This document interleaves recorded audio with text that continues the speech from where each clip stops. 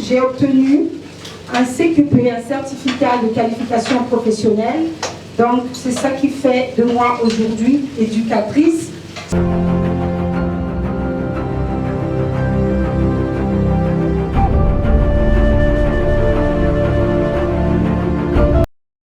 Vraiment au moins 3 choses. Maintenant là, je vais utiliser le sel, le gros sel. Et quand je mangeais l'orange, je ne prenais que le jus, j'ai jeté là. Donc maintenant là, je vais tout manger. Et puis je vais éviter de manger tard dans la nuit parce qu'il y a des remontées. Et j'ai déjà vu ça. Donc, Roberto, vraiment merci. merci maman. C'est juste le sport et la ménopause.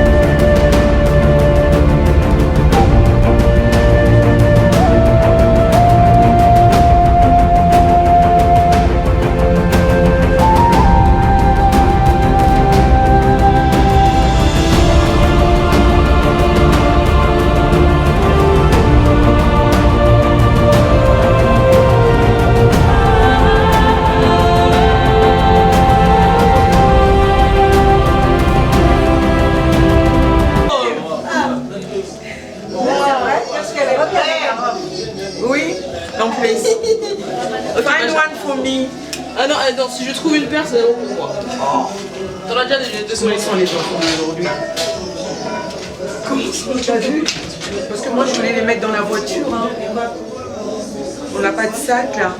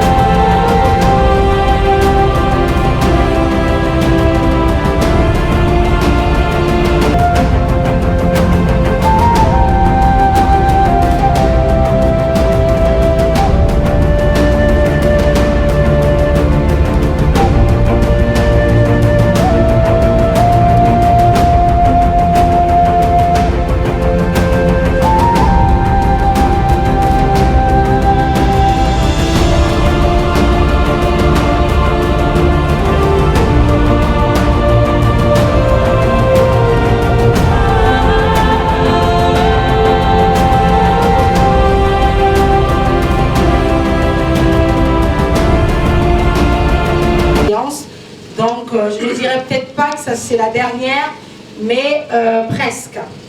Avec vous, là maintenant, pour commencer, je vais me présenter. Je suis Pamela, donc communément appelée coach, mais par rapport à mon parcours, mes formations, je dirais plutôt éducateur sportif du genre masculin. Et aujourd'hui, on a le droit de parler sur le genre féministe. C'est très peu, hein, ça fait pas longtemps qu'on nous autorise maintenant à parler d'éducatrice. Avant, c'était vraiment consacré aux hommes, au genre masculin, où on pouvait dire éducateurs. Et on est tous partis comme ça. Donc moi j'ai commencé tout ce qui est formation, sans parler des diplômes. Pardon, excusez-moi, je vais mettre mon avion. Je parlais donc de ma décennie, en commençant par mes différentes formations. Et donc je vais donc vous dire que quand on parle d'éducateur sportif, je vais avoir toutes les compétences avec vous. Je fais tout ce qui est en salle, donc la salle de sport, le coaching d'abord, et sinon autrement, je peux, vous voyez dans le fond, voilà. Sinon autrement, on peut faire des randonnées, mais ici, c'est pas développé, faire des randonnées. Je suis aussi en natation. Alors, vous allez voir ici toutes les activités qui sont ici attelées à ce que moi, je pourrais faire. À NutriDiet Cardio, on propose, et les coachs sont formés pour. C'est des coachs indépendants qui sont arrivés avec leurs connaissances, et ensuite, on a travaillé ensemble, on a évolué, on a appris des uns et des autres. Moi, j'ai appris de mes coachs ont appris de moi. Alors, j'ai toujours dit, ce n'est pas les diplômes qui forment une personne, qui rend une personne capable, qui fait avoir des compétences qu'on pourrait dire. C'est très important, mais on travaille ensemble, personnes externes qui ne connaissent pas ce que nous faisons. Sinon, pour les habitués, vous connaissez déjà.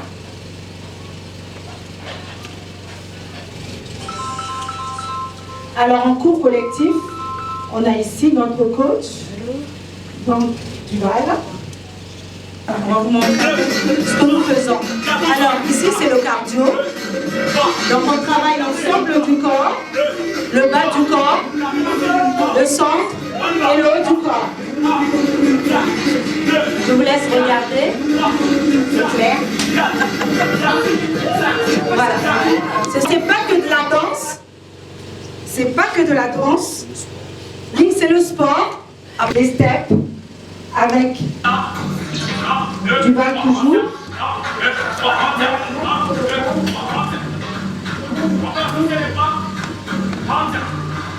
Là, c'est les steps.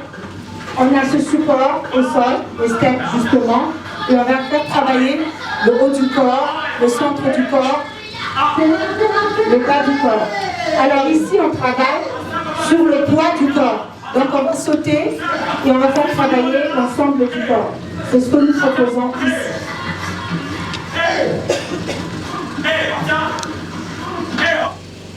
Nous sommes là depuis, sans le savoir, 2019, avant le Covid.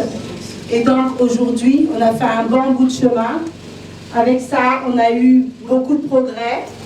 On a aussi eu pas mal d'aléas, pas mal de problèmes. Il n'y a pas toujours que la joie. Et on a su quand même surmonter tout ça. Et on va voir ici les progrès qu'on a pu avoir avec nos abonnés. Déjà avec moi-même, au début du lancement de la salle. Et même avant, vous allez découvrir qui était votre coach et comment elle était.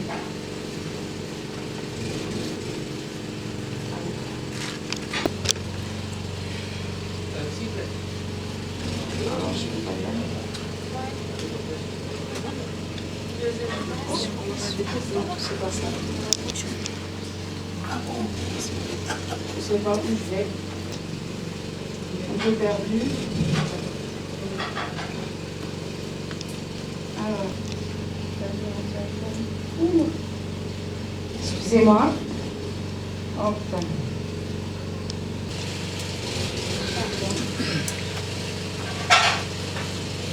Voilà. Alors, je suis là. Que j'avais en poids. Quelqu'un pourrait le dire? Quelqu'un pourrait le dire? 116. Quelqu'un pourrait le dire? 105. 116. 113. 116. Alors là, c'est après ma dernière maternité, justement, quand je me suis lancée à aller obtenir mes diplômes. Donc j'étais autour de, après la maternité, 116, entre 116 et 119. Voilà. Ouais. Ouais. Et là, je vous dirai, je vais vous dire combien je fais là. Ouais. Alors ici, tu acceptes. Alors là, c'est une abonnée qu'on a là. Elle est là avec nous. C'est Mélandre. Donc là, c'est nos exploits. C'est ce qu'on a pu faire. On a pu réaliser ici à NutriDiet Cardio. Là, c'est Mélandre avant. C'est toujours Mélandre. Ouais. Mélandre qui est arrivé, c'était son premier jour. C'était avec la Zumba, notre cobaye, qui a été prise en charge par Florangèle. Ce jour-là, je me souviens, quand ici c'était hier. Voilà, c'est toujours Mélandre. Donc ici, on a eu Laura, qui a perdu du poids en NutriDiet Cardio. Seska, c'est nos abonnés, hein. Elles sont encore là avec nous, elles viennent de temps en temps. Voilà, et il y a une personne ici. Hop, ça c'était un challenge. 180, combien Bertrand? 186 kilos. Donc la personne a perdu 35 kilos. Là on voit bien évolution avant, en cours. Donc on continue. Le combat est encore là. Mais ça va aller. Il faut féliciter, il faut encourager. Ça va aller.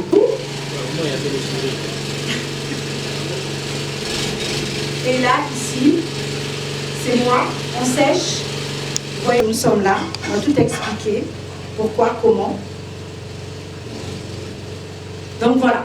Donc ça, c'est ce qu'on a pu réaliser durant le temps que nous sommes là. Et j'espère qu'on va continuer. Pourquoi pas? Parce qu'on a des bonnes personnes qui nous suivent, donc les adhérentes et les adhérents qui sont là, qui nous font confiance. Donc, ce sera toujours au point à ce niveau-là. Que la nourriture est une drogue, au même titre que la cigarette, que l'alcool, que d'autres envies qu'on pourrait avoir. Maintenant, ce qu'il faut savoir, c'est que ce que nous mangeons, notre fourchette, notre assiette, peut nous tuer, peut aussi nous faire vivre. Alors, donc pour commencer, je n'aime pas parler des interdictions. Vous n'avez plus le droit de manger du sel, vous n'avez plus le droit de manger du sucre. Et là, j'entends l'interdiction totale. Mais ce qu'il faut savoir, même quand on nous interdit de manger du sel, rassurez-vous qu'on a du sel autre part. Parce que si on n'a jamais du sel, si on arrête totalement le sel, rassurons-nous qu'on aura un problème cardiaque. Parce qu'il s'agit là du magnésium. Ce qu'on nous interdit, c'est vraiment le sel en ajout. Vous avez cuisiné, ça y est, vous avez mis ce que vous avez l'habitude de mettre. Je ne parle pas des cubes magiques. Ou ce qu'on peut rajouter, le sel, en mettant sur votre poisson, votre nourriture, ça s'arrête là. Et quand on arrive au service à la table, vous n'avez pas besoin de rajouter. Je sais qu'il y a des personnes, même dans mon entourage, moi j'ai mon collaborateur, que la plupart des personnes connaissent, et bien quand je cuisine à chaque fois, il me dit, ta nourriture n'est pas bonne. J'ai dit, c'est pas bon? Il me dit, non, c'est pas bon. Et quand il rajoute du sel, il me dit, c'est super bon. J'ai dit, mais là, il y a une nuance. Quand une nourriture n'est pas bonne du tout, que tu rajoutes du sel, du sucre, de l'huile, ou même d'autres épices, ça ne sera jamais bon. Donc, juste pour vous dire et expliquer que le sel est nuisible. On rajoute ou on ajoute. Ou sur même du pain beurre, je vois des personnes, un bout de pain beurré, on va mettre des grains de sel, rehausser, relever et donner du goût. Vous voulez du sel? Si vous voulez en plus des cubes magiques, c'est pas grave. Après, c'est la provenance des cubes. Sinon, les cubes n'ont pas de problème. Si vous mettez du cube, ne mettez pas de sel. Si vous mettez du sel, ne mettez pas les cubes. C'est soit l'un, soit l'autre. Mais quand on rajoute les deux, ça fait une explosion. Une explosion des maladies. Et nous, on adore ça, du cube magique. Les fabricants savent ce qu'ils font. Oui, alors, peut-être que pour avoir, on met beaucoup d'additifs pour avoir plus de personnes parce qu'on va aller toucher les palettes les plus faibles. Après, quand je parle de contrôle, peut-être pas chez nous, mais avant que ça vienne, c'est quand je parle de provenance. Si vos cubes viennent des pays contrôler, j'ai pas envie de faire de publicité, un peu comme l'Union européenne, on va parler de la France, l'Espagne, le Portugal, là c'est contrôlé. On est sûr qu'on met dans notre nourriture un cube qui est bien dosé. Pas contrôlé, la Chine est contrôlée, parfois oui, parfois non. Enfin, une fois de plus, je ne vais pas faire de publicité. Mais si vous avez des cubes comme ça, on se rend compte là tout de suite, le grammage n'est pas bon. Ça pèse plus de 3 grammes et on se dit, oh c'est un simple cube qui va nous rendre malades. Donc, prendre du poids aussi, c'est le sel. Si j'insiste sur le sel, on va aller sur le sucre aussi. Le sel aussi fait grossir. Ça ne donne pas que des maladies, on en viendra sur d'autres chapitres, pas que des maladies. Ça va vous faire prendre du poids parce que nous, notre combat, pour nous les femmes, on se dit que c'est vraiment la perte, la prise de poids. Et donc j'insiste sur le sel, le cube magie, ça va nous faire prendre du poids. En graisse et en eau, on va faire beaucoup de rétention. On va avoir les pieds qui vont s'enfler, le visage aussi qui va prendre, les poignets. Et on va se mettre sur la balance, ça augmente. On se dit, mais j'ai du gras. Ben non, c'est de l'eau. Oui, mais j'ai de l'eau, c'est pas la bonne eau. Voilà. Donc, j'espère qu'on a compris une chose sur le sel. Et le sel est partout. Je vais vous dire une chose. Même sur les poissons. Alors, vous allez sur les poissons d'eau douce. Les silures, ngola, je me sens bonne, sans prétention dans mon domaine. Donc, j'essaye de vous transmettre. Quand j'achète du poisson qui vient de la mer, sauf si c'est préparé par ma maman ou par une autre personne, mais quand c'est préparé par moi, je vous jure, les garçons sont là, alors je ne mets pas du sel. Les poissons de la mer ne mettent pas de sel. Et c'est pour ça que mon collaborateur me dit, oh mais ta nourriture n'est pas bonne. Il y a du sel caché. On ne sent pas sur le palais, dans la bouche, mais il y a déjà du sel. Si on rajoute le sel dans notre poisson de la mer, double. Donc on ajoute du sel. Au contraire, tout ce que vous allez manger désormais avec du sel, vous allez tout de suite le sentir. Faites un constat pendant 1 semaine, 2 semaines, sans rajouter du sel sur un poisson, sur l'omelette. L'omelette, les œufs sont salés, vous savez. Même sur votre omelette, mettez pas du sel, mettez pas de cube. Faites frire, mangez votre omelette. Le premier jour, oh, il n'y a pas assez de goût. 2e jour, 3e jour, c'est parti. Et le jour où vous mettrez le sel, vous allez trouver votre omelette trop salée. Donc voilà, c'est des astuces. Vous avez des questions sur d'autres aliments qui n'ont pas de sel? Qui n'ont pas besoin de sel. Qui n'ont pas besoin de sel? Oui, il y a d'autres aliments. Je vais te donner un exemple, par exemple. Voilà, ça fait partie d'un aliment. Le citron, par exemple, je vois des personnes mettre du sel sur du citron, sous prétexte que ça va rehausser. C'est toujours ça, l'excuse. Ça va rehausser le goût. Ben, on n'a pas besoin. La mangue, acide. La figue, on n'a pas besoin de sel. Le riz, on pourrait mettre du cube. Ou une pincée de sel. Alors, il y a une autre chose sur le sel, c'est très bien que vous intervenez. Sur le sel, par exemple, nous, on nous a appris, étant petite et petit, par exemple, quand on cuisine, vous me direz vrai ou faux, quand on sale dans une casserole, une marmite, vous savez comment nous salons comment?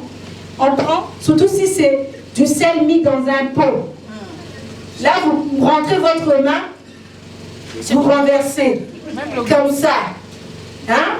Le sel. Normalement, quand il s'agit d'une nourriture, après, ça va être des habitudes, on va essayer de voir si c'est du poisson, pour les personnes vraiment qui ont besoin, c'est une pincée. Alors pour moi, la pincée, c'est le pouce et l'index. Vous pincez comme ça, vous renversez. Ça suffit largement. Ou encore, avec une petite cuillère, une cuillère à café, vous dosez. Moi, avant, hein, je pouvais prendre comme ça. Souvent, on dit, c'est à vue d'œil, c'est à l'œil, c'est à la main. Et on prenait comme ça. Maintenant, une cuillère à café, ça dépend de quantité de nourriture. Je divise en 3. Vous voyez, je prends le bout, le lobe, comme on dit pour le doigt, et je prends le centre. Ou si c'est une grosse quantité à mariner, eh ben, je prends toute une cuillère pleine, hop, rasée. Parce qu'il y a des personnes aussi qui vont prendre, c'est du saka-saka. On est comme il y a 12 à manger. On prend la cuillère de repas, même pas une cuillère à soupe, même pas une cuillère à café, mais la cuillère à repas. La cuillère qu'on prépare. Vous prenez direct avec. C'est toujours les yeux qui jugent. Hein. Je prends à mes yeux, voile. Oui, toi tu es habitué à manger du sel. Ceux qui vont manger. Voilà. Donc sur le sel, on fait attention. Dans le pain qu'on prend chez le boulanger, on a du sel. Dans les croissants, on a du sel. Les beignets là, on met du sel. Dans tout, faites un constat. Dans tout ce que nous mangeons, il y a du sel. Donc si un médecin dit ne prenez pas du sel, n'ayez pas peur de se dire oh ben, plus jamais je vais manger du sel, qu'est-ce qui va m'arriver? Parce que tu trouveras du sel ailleurs. C'est tout simplement ça sur les sels. Donc le sel va nous faire grossir, le sel va nous rendre malade. Et sur la maladie, ce sera le côté diététique où on parlera tout à l'heure. Alors, est-ce que dans le citron, il y a du sucre? Le citron acide? Oui, non. Non, parce que... Du sucre? Du sucre lent. Ouais. Précise bien, du sucre lent. Ah non, c'est pas du sucre lent. Alors, c'est un mélange. Il y a du sucre. Et vous savez combien de grammes de sucre il y a dans du citron? Comment? Non. Il y a du sucre dans le citron, même pas. On ne penserait pas. On dirait. Tu le ressens? Ah ouais. Donc, on a du sucre dans le citron. Alors, le sucre, c'est pareil. On parle ici, on est sur la prise de poids et la perte de poids. Le sucre fait grossir. Le sucre rend malade aussi. Ça sera un autre chapitre. Donc, on fait attention avec le sucre. De faire attention avec les aliments que nous mangeons.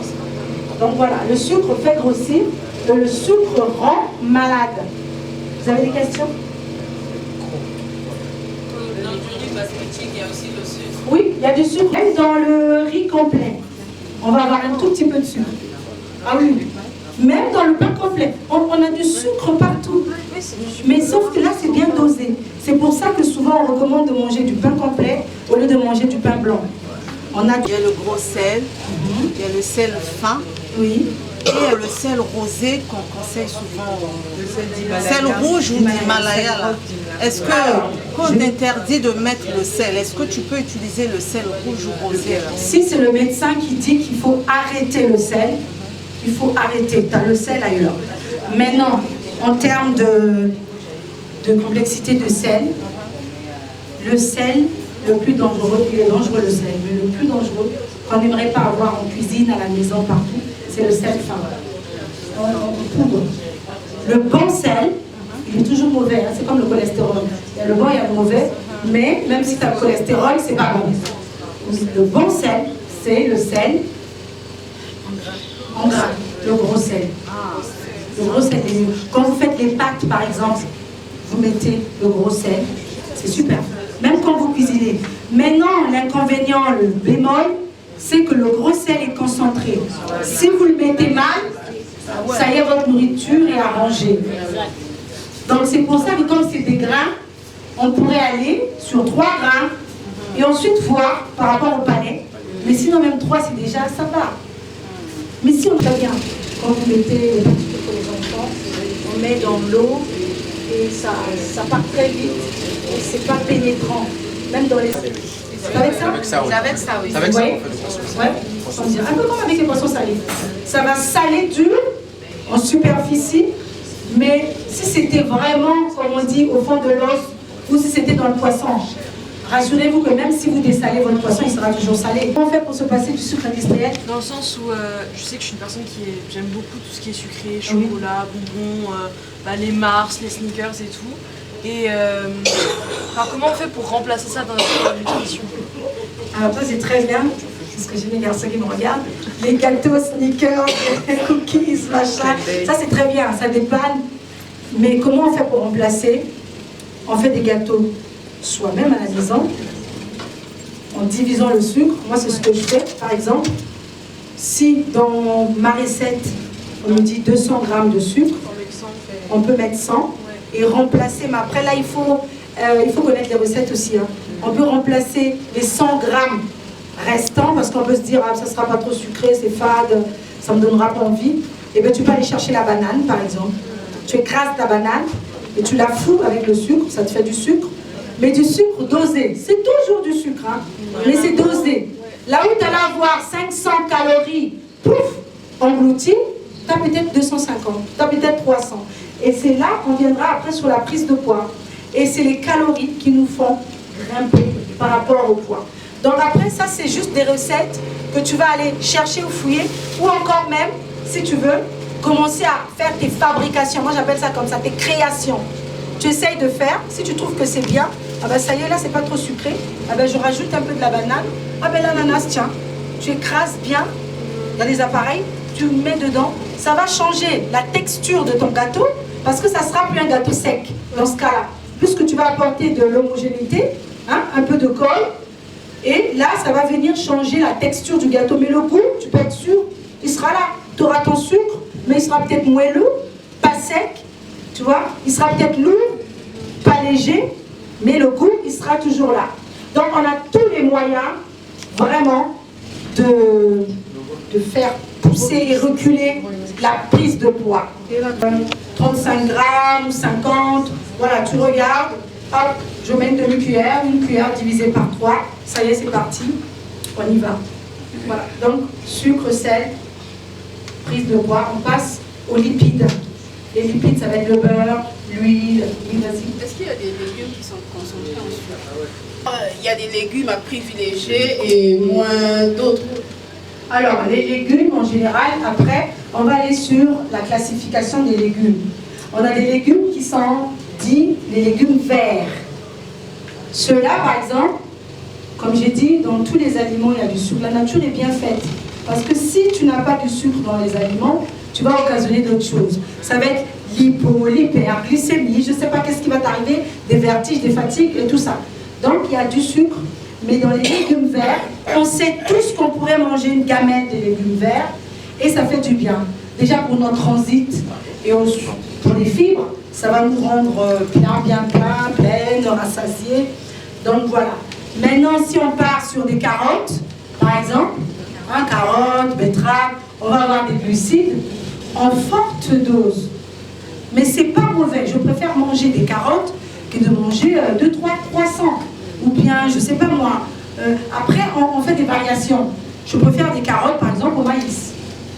Moi je le dis parce que moi je connais le grammage et je connais ce que ça contient. Voilà. Je sais que dans les carottes, on pense que c'est vraiment sucré, mais je préfère les carottes au maïs par exemple. Parce que les maïs sont bien sucrés. Et tout ce que ça comporte derrière, les OGM, on nous dit non, c'est pas vrai, mais il y en a là-dedans. Hein. Voilà. Les hormones, tout ce qui est remplacé, modifié, les OGM. Il y a le beurre. Il y a tout un mélange, tout ce qui est liquide, voilà. Ben là c'est une exception. Aujourd'hui, vous savez pourquoi? Parce qu'on a eu notre semaine de challenge, donc on va manger tout à l'heure. C'est normal qu'on a du saucisson sec sur la table, on a des cacahuètes, c'est un moment festif. J'ai bien dit dans le goût. Tu parlais des lipides. Oui, c'est ça. Oui, voilà, les lipides, la charcuterie. Voilà, donc ça aussi, ça va nous faire prendre du poids. On est sur le poids. Ça va nous faire prendre du poids, ça va aussi nous donner des maladies, ça c'est le côté diététique. Là on est en nutrition. Donc ça va donner la prise de poids et les maladies. Donc tout ce qui est huile, franchement, sur une calorie, sur 1 gramme de lipides, vous savez on a combien de calories? Sur 1 gramme de lipides. On a 30. Non, on est... Non, le 30 c'est déjà la mort. Hein. Même 20 c'est la mort. On est à 9, c'est beaucoup. C'est beaucoup. Ouais, 9 grammes. 9 grammes. Non, 9 calories pour 1 gramme. 1 gramme de lipides. Alors, on nous parle de l'huile d'olive. On pense que l'huile d'olive, on peut l'utiliser même à grande quantité. C'est pas grave, c'est l'huile d'olive. C'est là où on commence à jeter. Mais on jette parce qu'on a vu avec nos yeux les particules et la couleur a changé. Ce n'est plus clair comme avant, comme au début.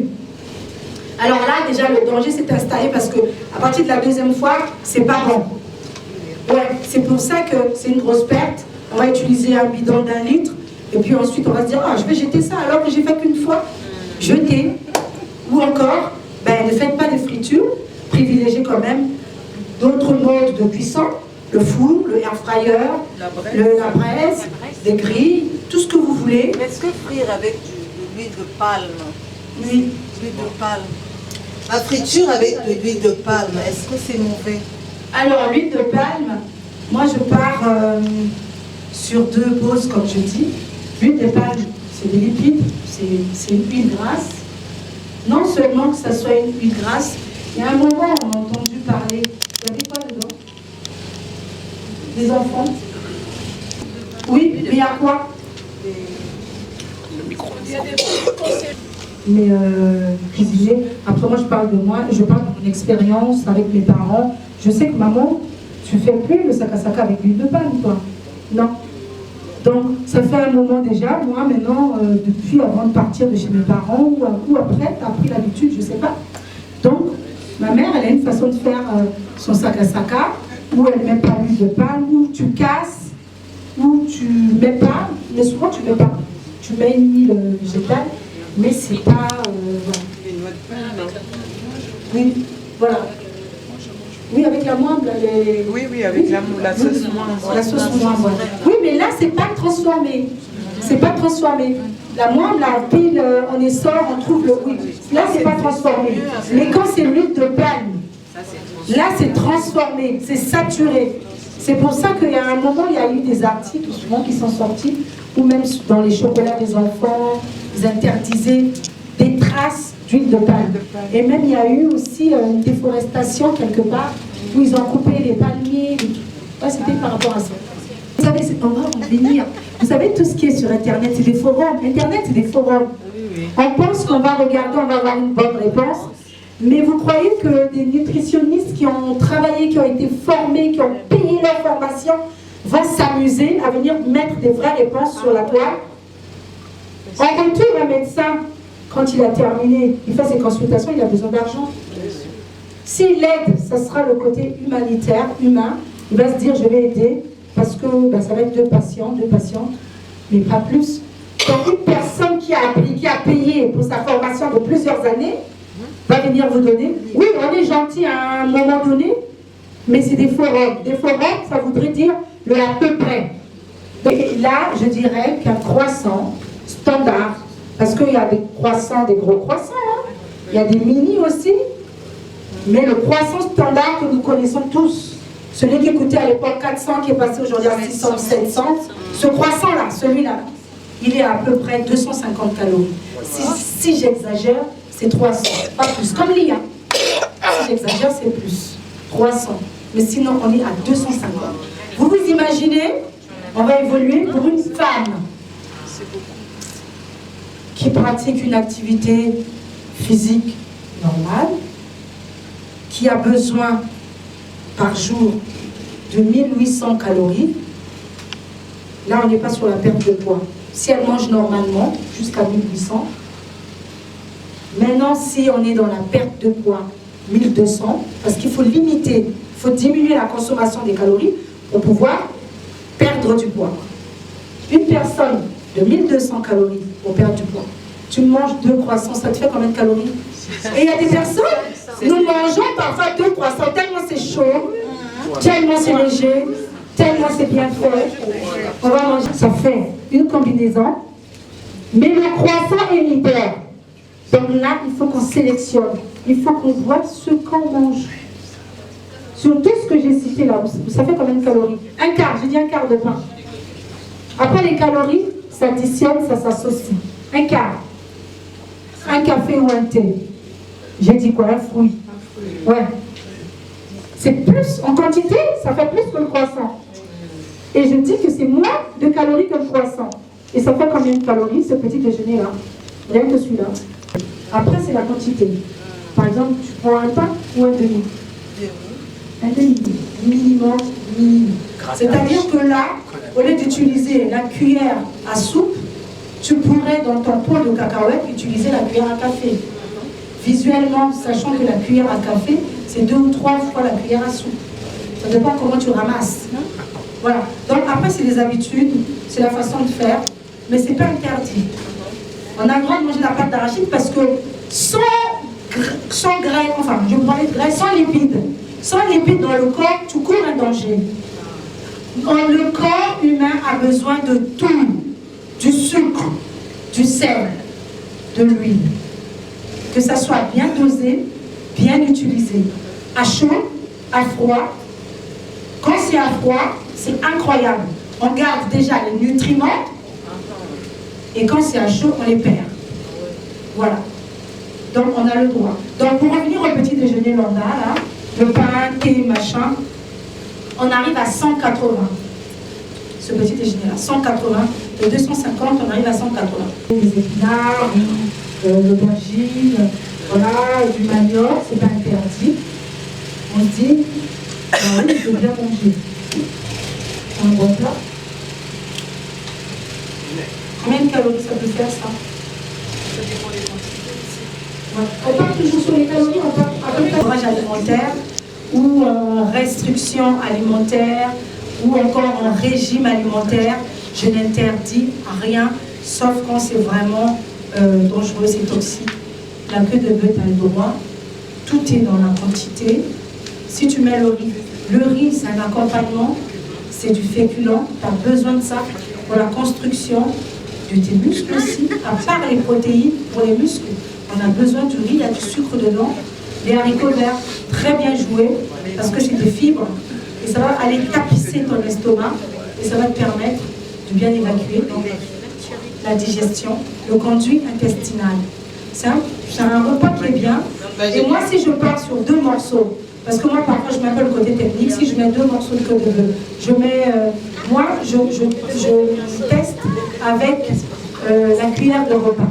Par exemple, pour moi, un repas équilibré, c'est 1 cuillère de repas.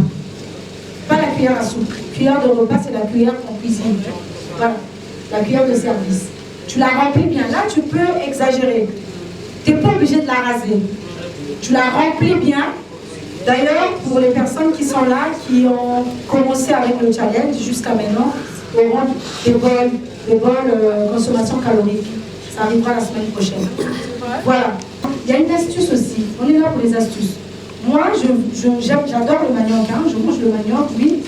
Mais quand je mange, elle me dit souvent, ah, c'est bien, tu manges plus de poisson que de manioc.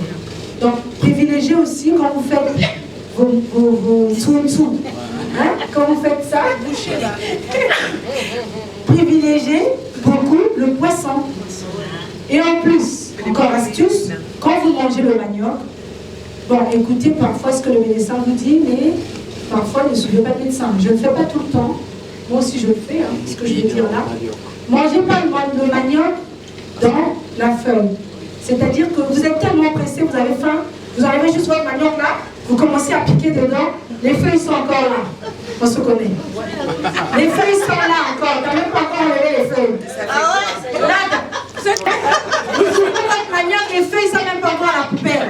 Vous êtes déjà en train de manger. Vous en mangerez 2, 3, je suis sûre. Ah oui, est-ce que tu as vu, là, tu vas manger 2. Astuce, quand vous avez votre bâton de manioc, enlevez les feuilles, même si vous les mettez à côté. En fait, le principe, c'est pas d'aller jeter tout de suite.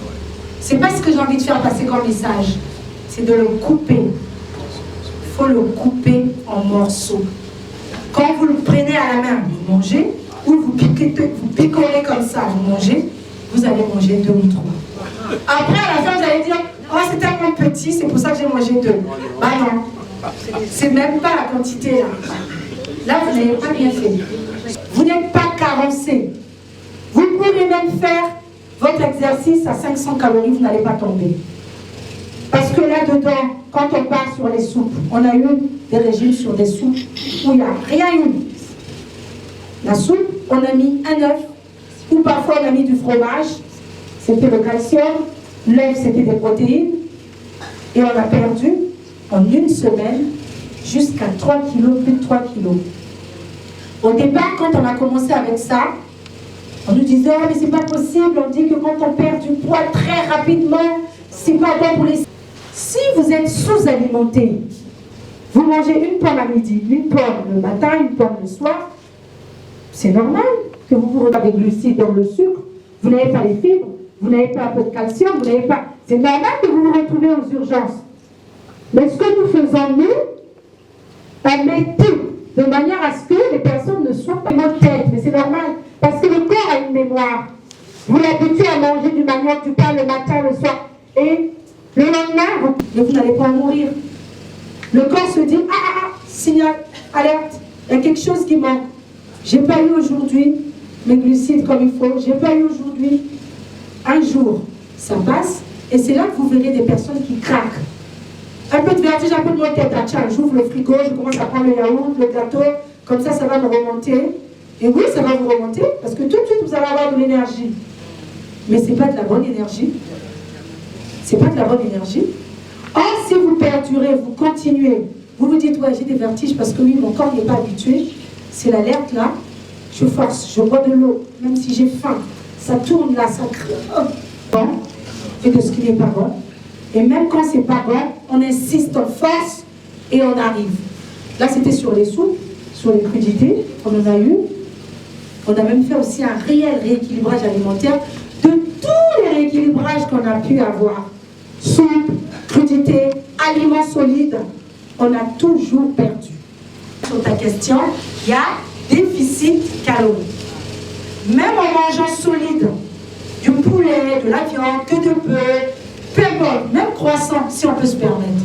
Si on essaye d'équilibrer, si on crée notre déficit, on perd du poids. Après, on n'est pas tous pareils, pas constitués de la même manière. Il y a des personnes qui sont là pour stabiliser. On va clôturer par là pour stabiliser. Il y a d'autres qui sont constamment toujours là pour chercher à perdre. Je reviens encore sur moi. Moi, je suis prédisposée dans ma famille à être forte. Hein, maman? Ma famille paternelle, les bras, le ventre, bien dodu. Et c'est vrai, j'essaye. Et moi, je suis dans la phase de stabilisation. On se connaît depuis longtemps maintenant, 7 ans, 8 ans, 9 ans. Je change souvent. Quand je pars, je reviens, 3, 4, 5 kilos. Mais dans les semaines qui arrivent, hop, je les perds. Et c'est de ça qu'on va parler aujourd'hui aussi. On est capable de jouer avec notre corps, mais pas à plus de 3 kilos. S'il vous plaît, pas à plus de 3 kilos. Parce que si on continue à jouer avec notre corps, j'ai pris 5 kilos, je les perds. L'été prochain, je perds encore. Ou je prends, je perds. Jusqu'à plus de 5 kilos, les gens, c'est dangereux. Vous allez avoir ce qu'on appelle l'hypertension. C'est vos reins qui vont trinquer. Et moi, je suis la première.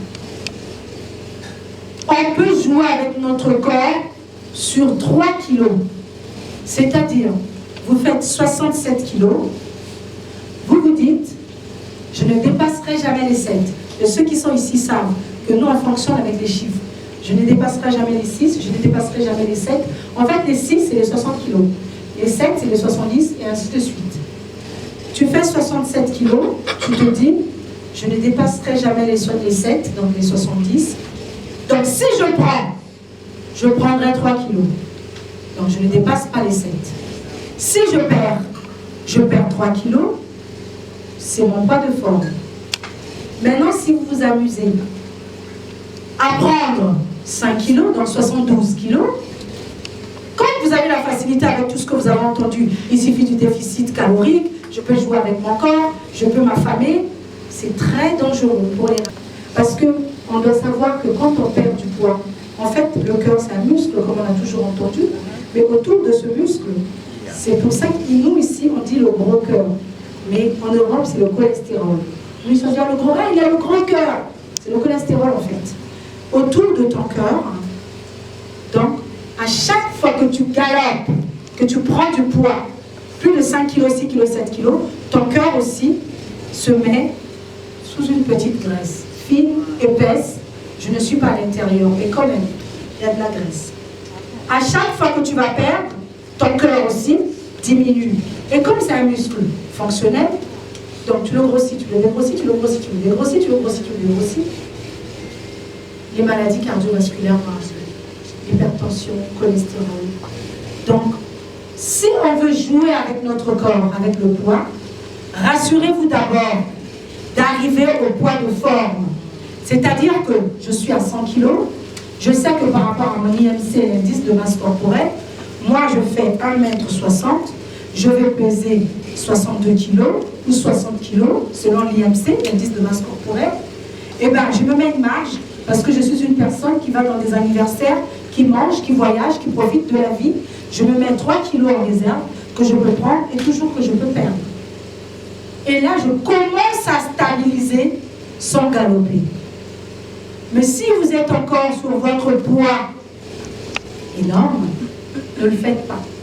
Cherchez à arriver à votre IMC, l'indice de masse corporelle. Selon l'IMC, enfin, l'OMS, l'Organisation mondiale de la santé, donc l'indice de masse corporelle, pour la maigreur, c'est 19. Après, moi, je dis comme ça.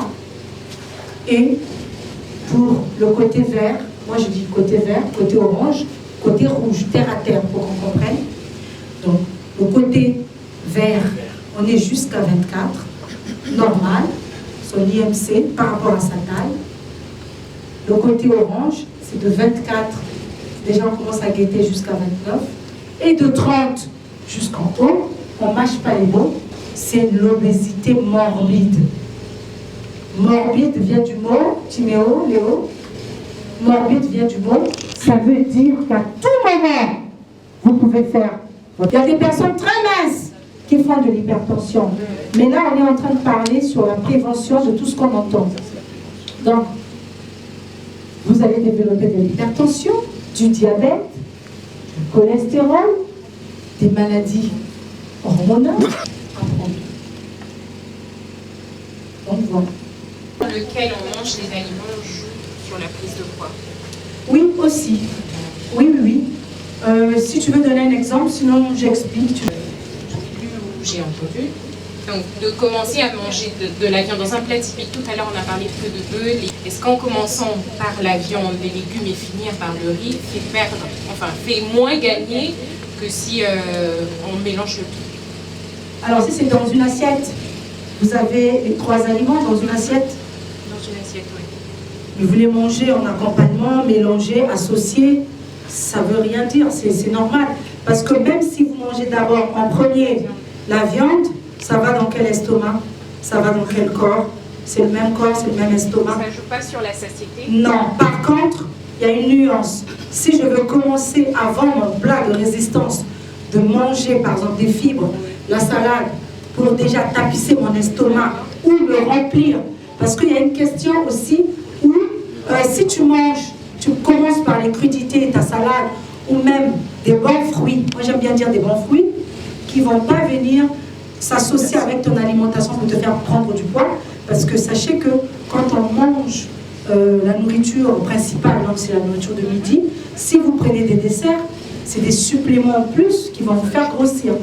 Par contre, nuance, si vous les prenez avant votre repas, quelque temps avant, ou même en même temps, vous ne finissez pas votre assiette, c'est des déficits. Donc en fait, il faut juste savoir jouer. Là, comme tu dis dans ton assiette, riz, viande, haricots, ça ne sert pas de manger d'abord la viande, et ensuite le riz, ensuite l'haricot, parce que tu es en train de les manger en même temps. Ça part dans ton estomac, l'autre arrive. Donc, si tu me dis par contre, je mange d'abord les haricots verts, oui. Et après... Ensuite, tu prends la viande pour finir avec le riz. Oui, mais tu finiras pas ton riz, tu finiras pas ta viande. Ça te fait manger moins de frites. Exactement. Tu finiras plus ton plat. C'est là, quoi. Par contre, si tu commences à les manger mélangés, si tu manges d'abord les haricots verts, comme tu me dis, par exemple, si tu commences par un aliment, tu manges d'abord les haricots verts, tu finiras pas. Mais si tu les mélanges ensemble, c'est la même chose. C'est un peu paradoxal, mais je ne sais pas si je me fais comprendre. Oui, c'est comme avoir un buffet. On a la salade, on a la viande, on a le riz, on a le machin. Et que tu te dises, ah ben je vois tout ça, mais je prends d'abord qu'une assiette de salade. Et tu viens t'asseoir à ta place, tu manges que la salade, sans associer les autres. Et ensuite tu te dis, bon, je vais quand même ajouter quelque chose. Quand tu vas repartir, tu ne mangeras pas autant que si tu avais tout dans ton assiette. Parce que tu vas te retrouver déjà avec un tapis. Et ensuite, quand tu vas vouloir manger un bout, tu vas t'arrêter. Et ça crée des déficits. Et en même temps, tu ne manges pas beaucoup. Par contre, c'est pour ça que même dans les fêtes, quand on arrive dans les fêtes, on voit des personnes. Après, je dis ça, mais là, on va manger tout à l'heure. Là, je dis ça, mais on va manger tout à l'heure, on s'en fout. On sort de notre challenge, donc on va manger. C'est le sport, c'est la nutrition. Et encore beaucoup, nous ne savons pas. C'est le côté émotionnel, c'est aussi mental. Le bien-être. C'est un équilibre global qui associe l'activité physique, donc le sport, la nutrition, le côté mental et le côté aussi émotionnel. Et encore, là, on a rajouté, là, il y a quelques années maintenant, 2-3 ans je pense, et encore le côté émotionnel, non, émotionnel et social. Voilà, le côté social, le bien-être. Donc on a déjà parlé de la nutrition, du sport.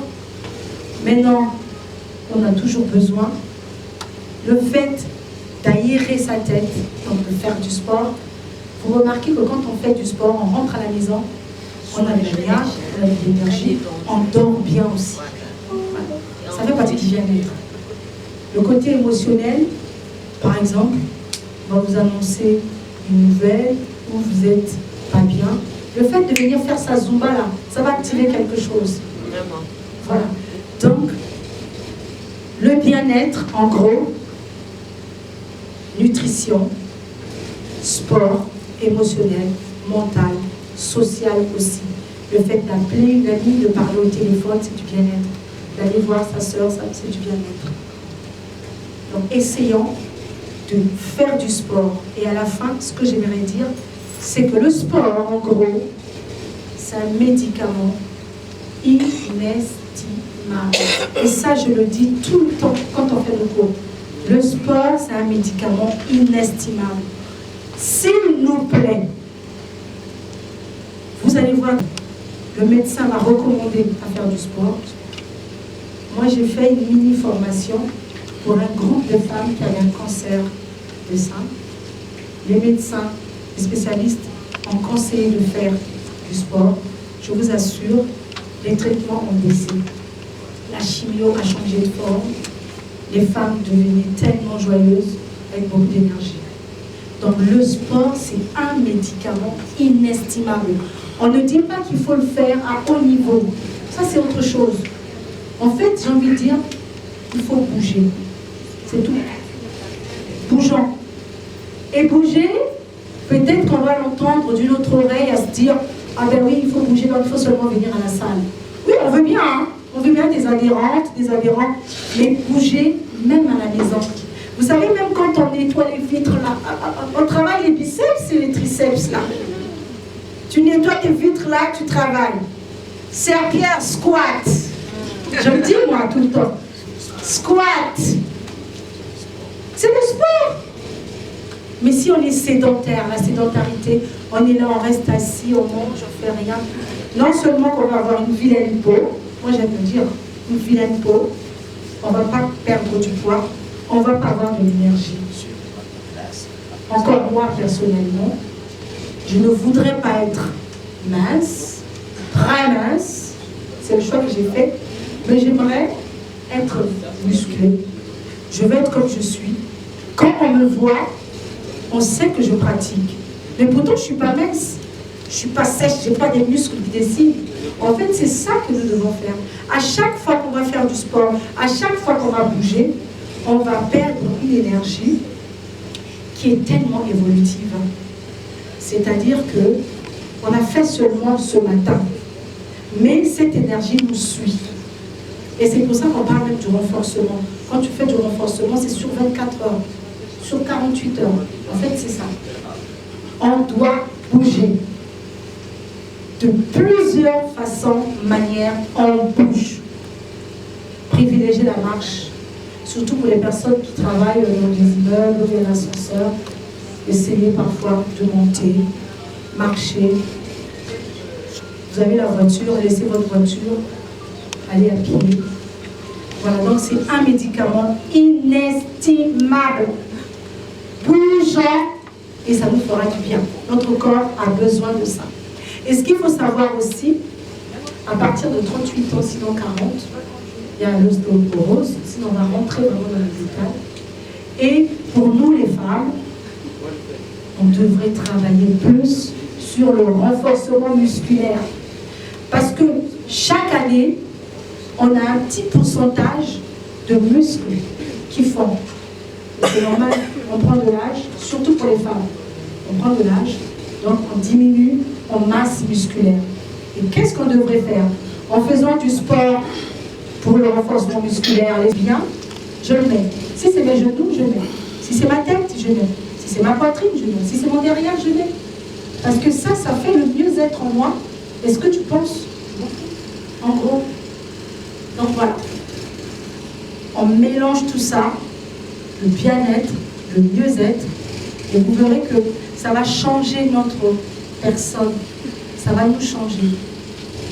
On était peut-être avant à écouter, ah mais t'as pris du poids, ah t'as maigri, attends. Voilà, c'est un peu déplacé, et que je prenne, que je perde. C'est quoi le problème? C'est quoi? Au final, moi je me sens bien comme je suis. Si je me sens bien comme je suis, eh bien j'améliore.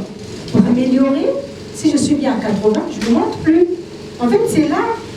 Si je suis bien à 70, je ne monte plus. Donc il y a déjà un combat, je ne vais plus prendre. Et toi, si tu veux me voir à 65, ben c'est toi, c'est ta bonne moi. Voilà, notre mieux-être. Alors donc, on passe sur la diététique, sphère médicale. On parle de régime alimentaire, de rééquilibrage, et quand on va voir un diététicien, ça veut dire qu'on a besoin d'une recommandation spécifique. Sinon, autrement, on va voir un nutritionniste. Voilà. Mais quand on va voir un diététicien, ça veut dire qu'on a besoin spécifiquement de quelque chose. Soit on développe un diabète, et on sait plutôt comment manger, parce qu'il y a des pics, il y a des machins, et on va voir notre médecin pour nous donner un programme, ce que nous faisons ici, où on est hypertendu, on a le cholestérol, on en a déjà parlé. Alors, quand on parle de diététique, on parle de restriction, d'interdiction même. Et là, on écoute son médecin, on fait ce que le médecin dit, et en général, quand on arrive là, ça veut dire que la prévention est sautée. On parle d'un état curatif. C'est-à-dire que là, on va soigner. Parce que la prévention, c'est ce qu'on a dit tout à l'heure. Manger ci, les calories, faire attention, avant d'arriver à l'état curatif. C'est-à-dire que il y a des gens qui disent on est condamné. On est condamné pour rien. Il n'y a aucune maladie qui nous condamne. On est juste contraint. C'est comme ça que je dis. On n'est pas condamné. Même pas lui peut nous condamner. Sinon, scientifiquement, c'est irréversible. On a un traitement à vie. Je vais vous choquer. Même si vous faites du sport 24 heures sur 24, ça modifie. Attention. Parce qu'il y a des personnes qui vont se retrouver à dire je vais faire du sport, donc je ne vais pas arrêter mon traitement. Je suis désolée. Ça modifie. On entend des gens dire, ah mais non, moi depuis que je prends les médicaments, ou moi depuis que je fais du sport, je n'ai plus de tension. Tu n'as plus de tension au moment où tu as fait ta prise. Tu as vu que c'était 12, c'était 13, tu n'as plus de tension. Refais-la demain, après-demain.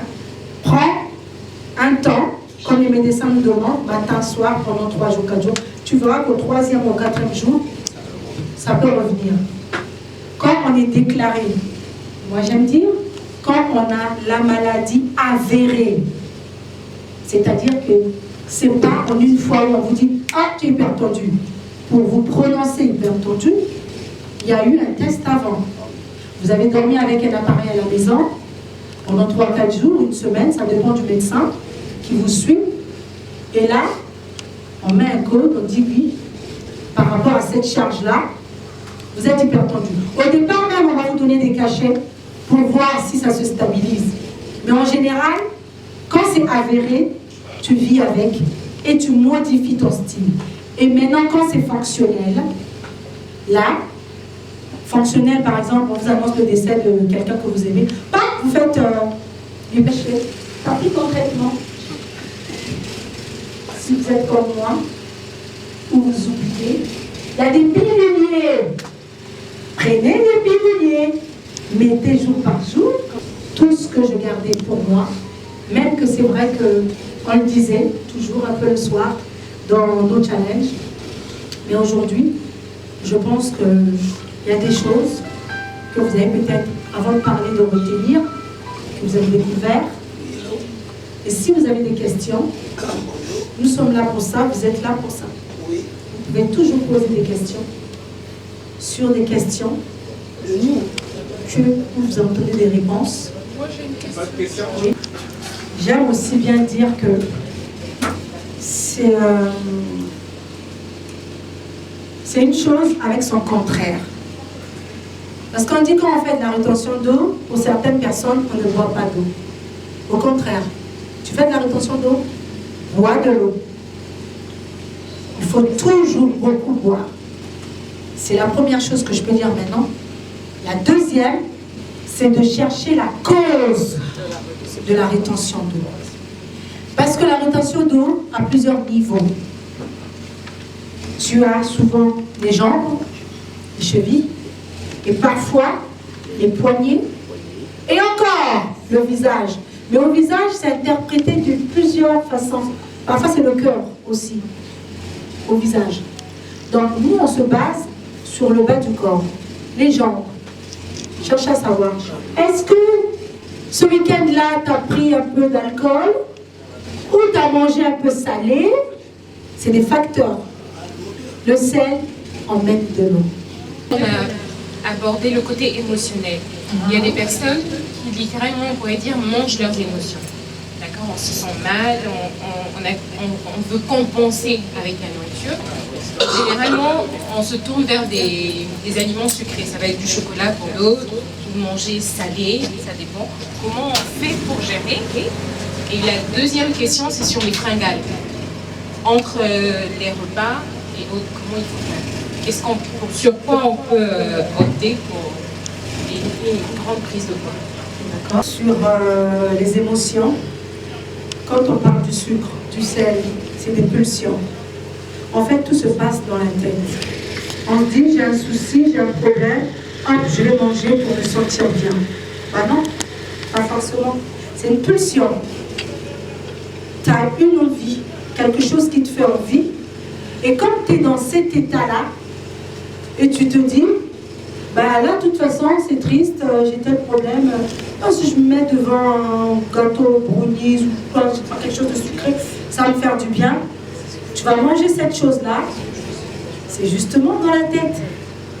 Puisque tu t'es fixé cette pulsion, et tu vas te sentir bien. Hein. Tu vas te sentir vachement bien. Alors c'est une pulsion, c'est pas un état émotionnel. C'est pas pour se dire. Et puis il y a des personnes même qui sont stressées. Il y a une catégorie des personnes qui vont perdre, il y a d'autres qui vont prendre. En fait, c'est vraiment un fil. Et ça, c'est pour ça qu'il y a des thérapeutes. Il y a des gens, au fil des séances, tu vas leur parler. Pour des enfants, ils vont faire des dessins. Pour d'autres, juste t'entendre parler. Tout de suite, on saura. Ah ben toi, c'est l'abandon qui ressort. Tu manges quand tu as l'angoisse de l'abandon. À toi, tu te mets à fumer quand tu penses que il y a un incendie. Parce que quoi?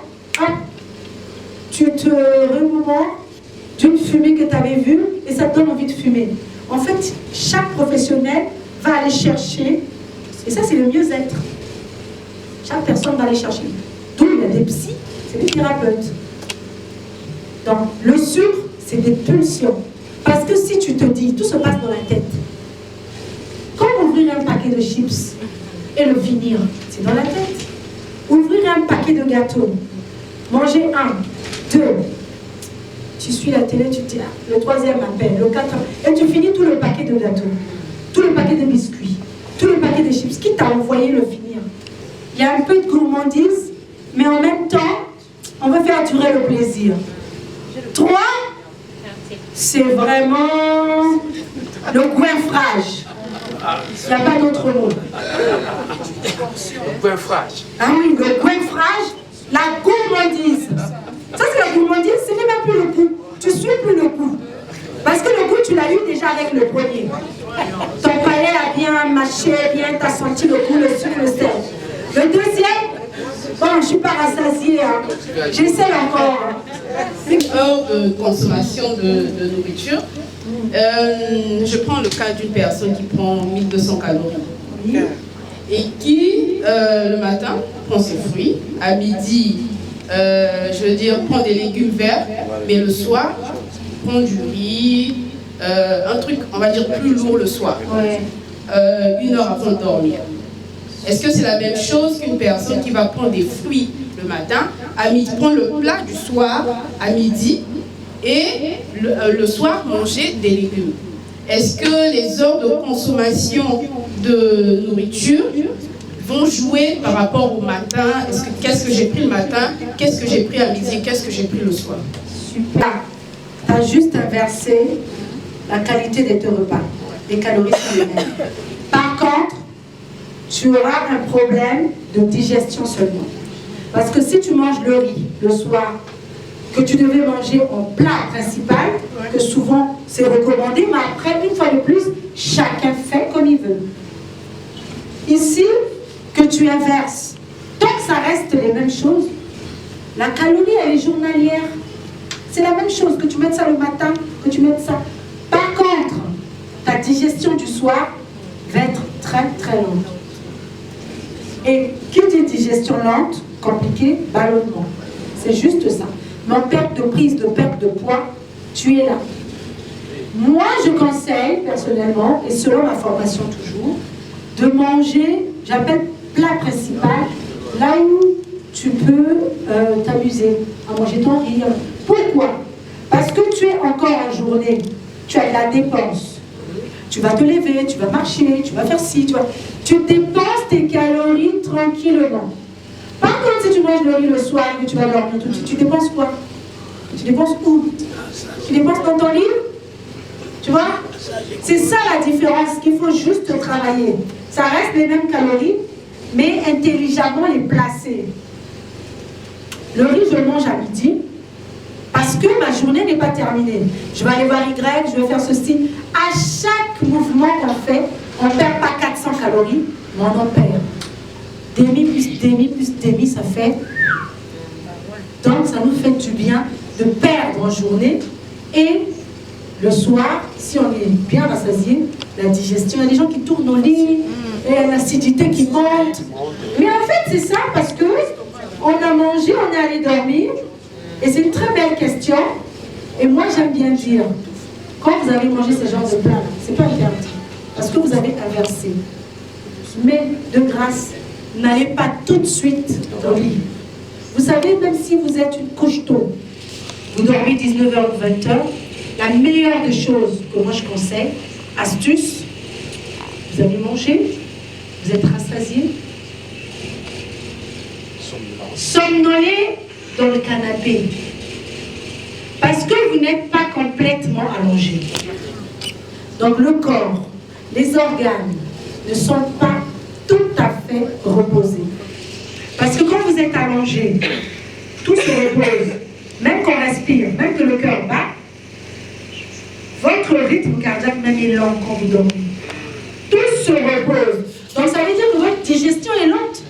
Votre foie, votre estomac, tout ce que vous avez sollicité, doucement, ballonnement, les sucres à gauche, à droite, les excès des XY.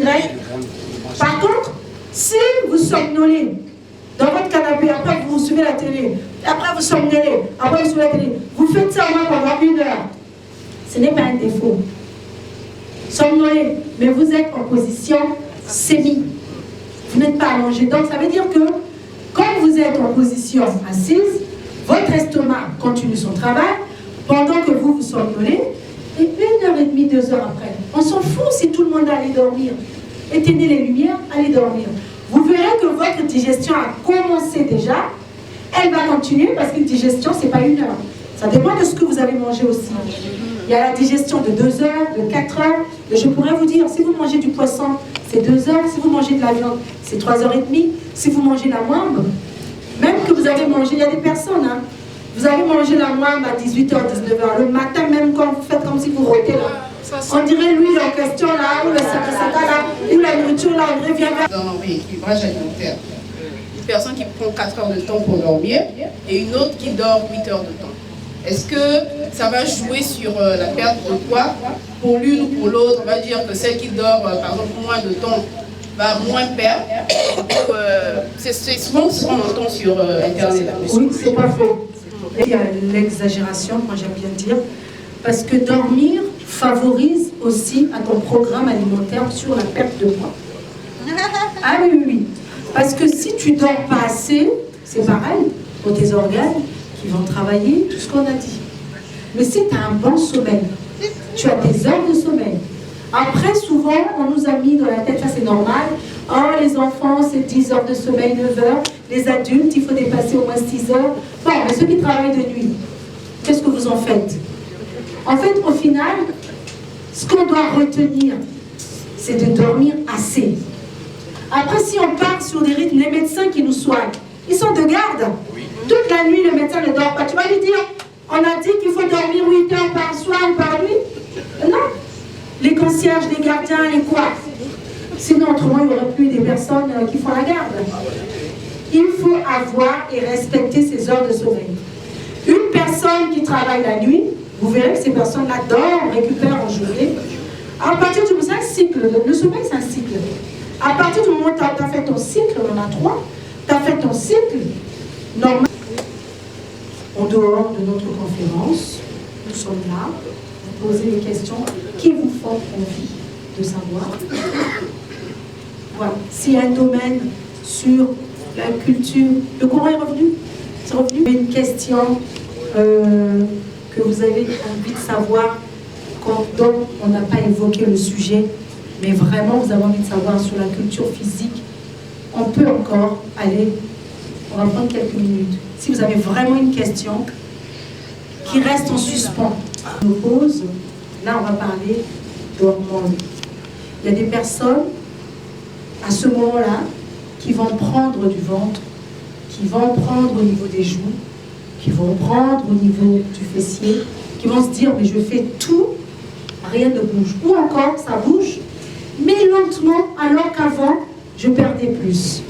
Et là, c'est les hormones, c'est la fête des hormones. C'est les hormones qui rentrent en jeu. Et là, ça fait que ça contraint médicalement. Et ce que nous devons faire, les ménopausés, ou en pré-ménopause, c'est d'aller combattre. C'est-à-dire que tu sais que c'est comme ça, c'est biologique. Tu n'as pas le choix. Ça t'est imposé comme ça. Et bien, il faut contrer. Terre à terre, moi je parle. Il faut aller contrer. Tu vas faire, justement, du renforcement musculaire. Tu vas faire du sport pour aller cette fois-ci, pas chercher la perte de poids parce qu'on veut ressembler à Miss, je sais pas, 2050. Juste aller nourrir tes muscles. Parce que à ce stade-là, on n'a plus besoin de trop faire la belle. On veut bien. Si tu vas faire... Moi, c'est une très belle question. Une très, très belle question. Très belle question. Très, très belle. Personne là, c'est une même personne. Qu'est-ce que vous voyez? C'est une même personne, 80 kilos. C'est une même personne. 80 kilos. C'est une très bonne question. En plus, je l'ai mis dans le programme, mais c'est très bien ce que tu as fait. Super, bravo. C'est une même personne, 80 kilos. D'accord? Je vais vous montrer. Même personne, soit, je pense que, Nadège, tu dois pas venir voir. Ouais, t'es pas bien là. Même personne, 61 kilos. D'accord? Je vais zoomer.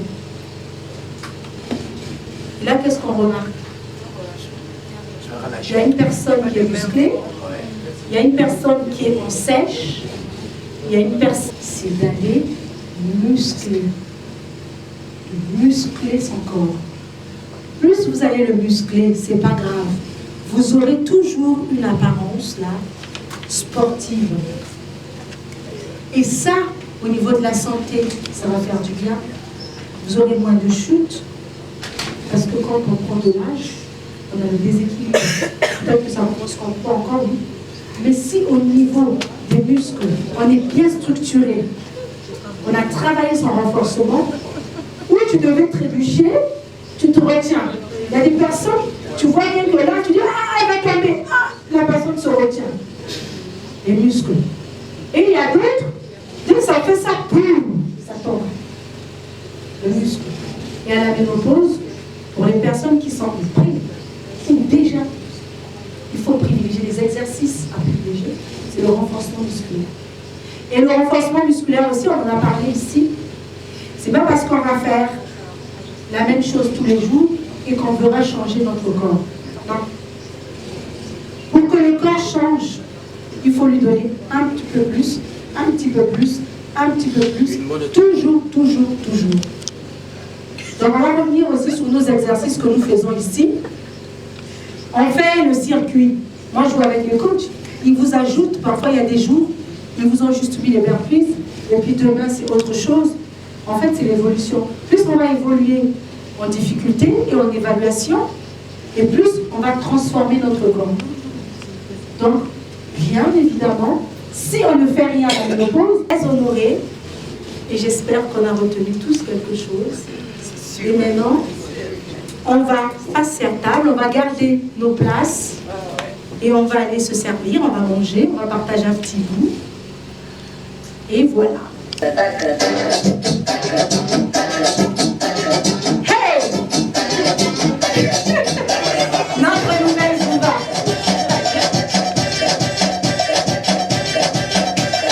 Hey!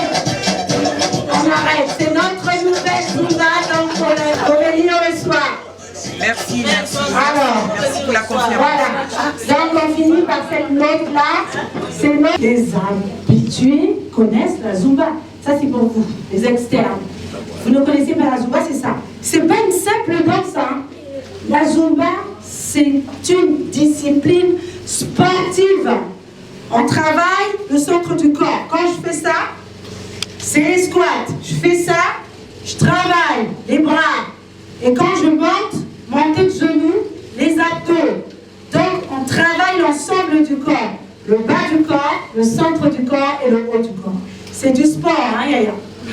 Voilà, ce n'est pas que de la danse, de l'amusement. Justement, on danse et on transforme son corps. Yes. Merci à tous. Merci. Merci à vous,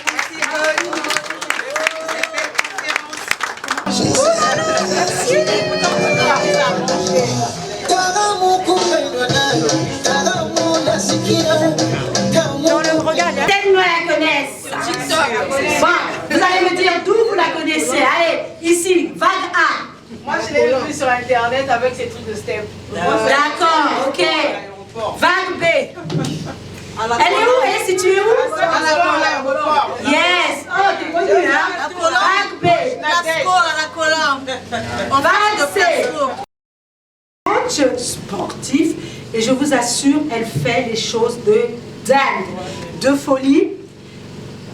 On va avoir mercredi, ici, une séance de step. À l'heure du step, bon sang.